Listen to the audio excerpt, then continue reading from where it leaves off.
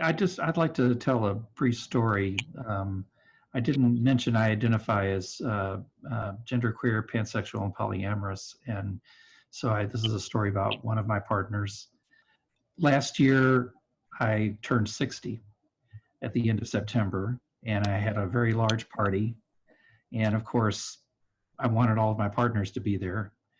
And this particular partner had been talking to me for several months, helping me plan the party. And a few weeks before, she messaged me and said, "Oh my gosh, I totally blanked, but I have this other commitment on that weekend that I have to be out of town and I can't be there." And I went into a week of having little tantrums to myself and not doing very well with it. And I spent some time really feeling into what was happening and realized that she was giving me a simple, clear no. The other commitment predated mine, and the fact that she was able to give me a no was, for her personal growth, a huge win. And it began not only to the anger and emotions I had around it dissipated, but I began to just really feel deep joy that she was able to give me a no when that's been so difficult for her in her life. And so by the time my party came around, it was like it was a totally natural thing for me to just be there. She called me on the phone, but over the course of the next couple of months, the fact that she was able to give me that clear no, and I was able to then finally receive it clearly, really led to an immense deepening in our relationship. We had way more trust of each other because she had been able to give the no and me to take it. She now was able to do that in other things that she had not felt comfortable saying no about before. Mm. So the big no led to small no's, and we've really gotten to know each other at a completely deeper level as a result of that. So I just wanted to share that story because it was a turning point for me in realizing how important no is. Mm. Thank you. I'm curious, did you do focused work to get to the place where hearing her no was accessible to you in that way? Yes. I've been a client of somatic experiencing therapy for a few years, and so I had a session with my somatic experiencing person who's amazing. I talked to other coaches. I bent the ear of several people in my class, and people just kept pointing out to me, it wasn't about me. The no wasn't about me, and realizing that the no was a need she had rather than repudiation of anything about myself or my person. That was the turning point, I think, in that. And all the people that listened to me, I'm deeply appreciative to them. So it sounds like your ability to stand aside and see her from a place of empathy and hold her in that love allowed for an opening of deeper intimacy and connection and trust.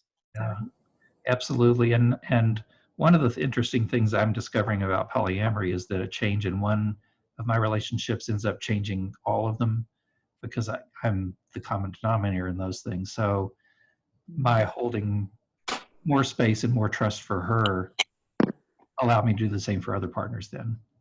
Yeah. Instantly it all changed. Coaches, do you have any insights or thoughts on this? A thought which had never dawned on me. David, thank you for sharing that. I know the tantrum well. Yeah. Tantrum of the no. What? Oh boy.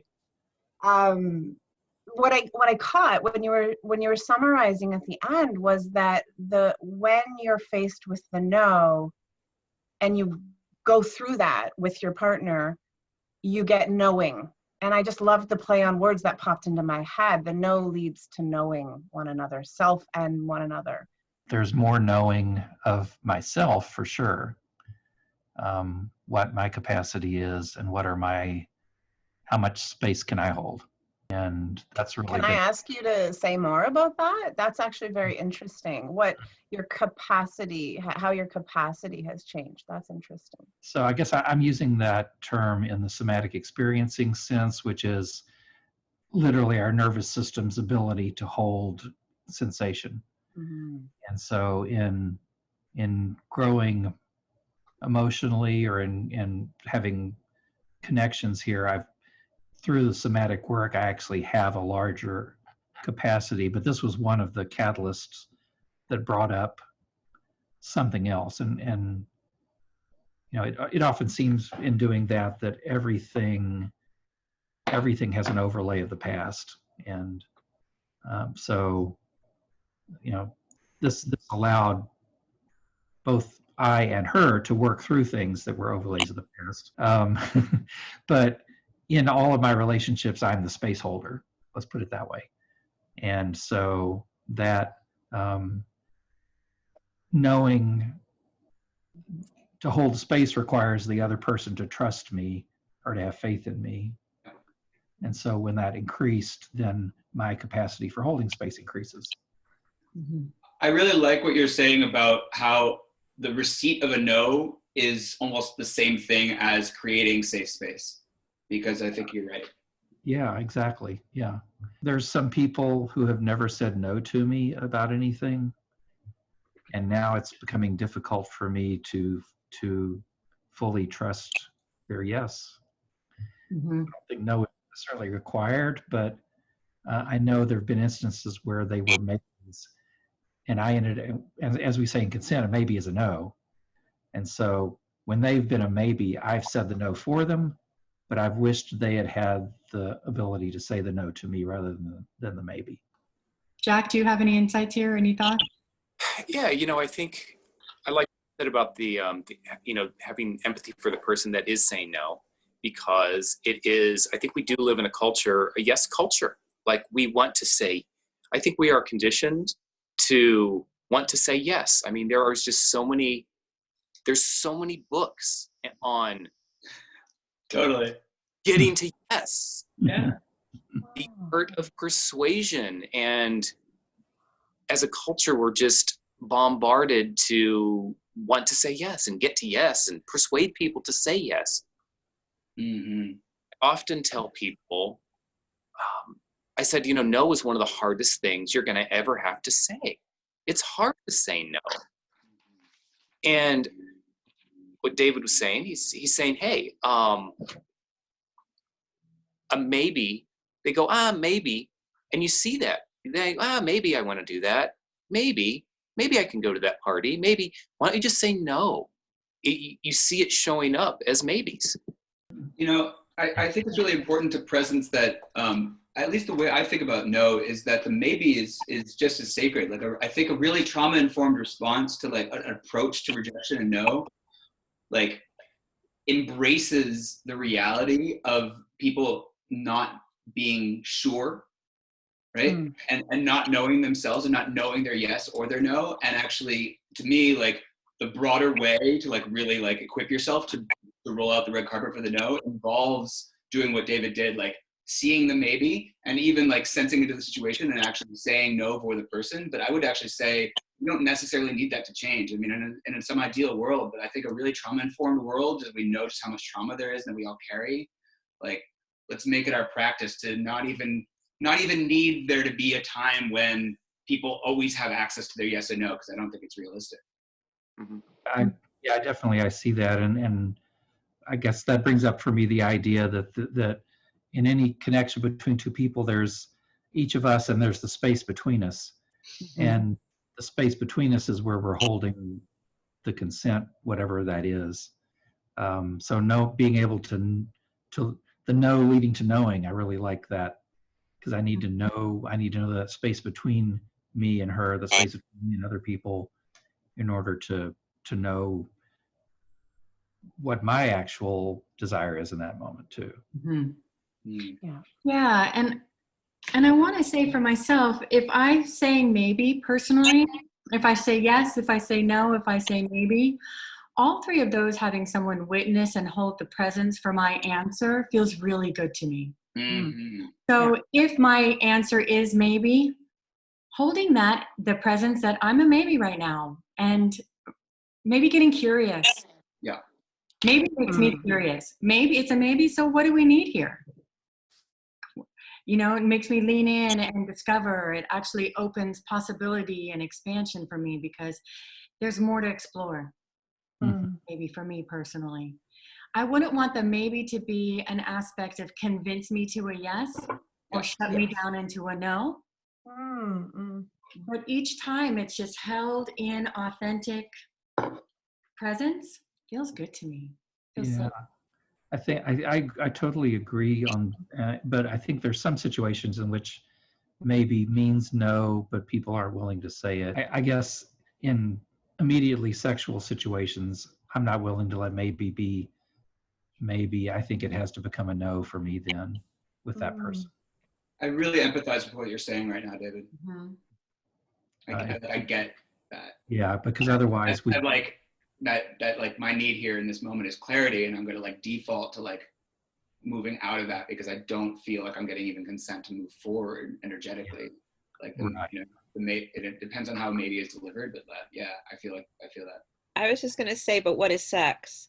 Because is sex penis and vagina, penis and anus, genital to genital, genital something? Or could the intention of sex be communion and presence? And if that was the intention of sex, then sex doesn't stop because someone is saying no, or even maybe. There's an opportunity to just slow down and say, can we stay in communion if that's the point? Like, where is the communion of energy between us? And let's just keep releasing the goal towards something else. What if that could happen? Yeah, and I think it's about communication, right? Because if I say maybe and want you to hold presence for my maybe, that doesn't mean you have to consent. And if your consent is, if you're a maybe, mine is a no, that's okay too. I think, like Francesca, I think I might be saying your name wrong, but I saw the slow in your comment, and I missed all the comment. But I'm like, slow down, felt really good. And Christina, when you were talking earlier around, what if we could see consent? What the dream is? What if consent is like a juicy word, and it's part of the foreplay and part of the pleasure? And it's so cool because if you hear someone's maybe in a curious way, and you know when you hear someone's maybe, you're going to pause, which is like a no behavior, right? Like, David, I love what you're saying. I'm going to treat a maybe as a no, which means whatever that means, like the stopping of the thing that you were about to do, right? Or the pause. It's a pause, and so it's a really like beautiful. There's so much pleasure in that moment of discovery and wonderment, and maybe even making the no not bad. And I like it, making the yes not bad. Jack, I love what you're saying. I hate salespeople because they're trying to yes. I want to like scream at them. So none of it is bad. They're just a position that we're in that moment, and we can flow and move to the next. Anyway, so that's Right. I think where I'm coming from primarily is if my if there's any chance that I'm going to violate someone's autonomy, I have to make it be a no. But in any other cases, maybe can remain maybe and be a place of inquiry. Yeah. Connection in this context, I think it's really, really important.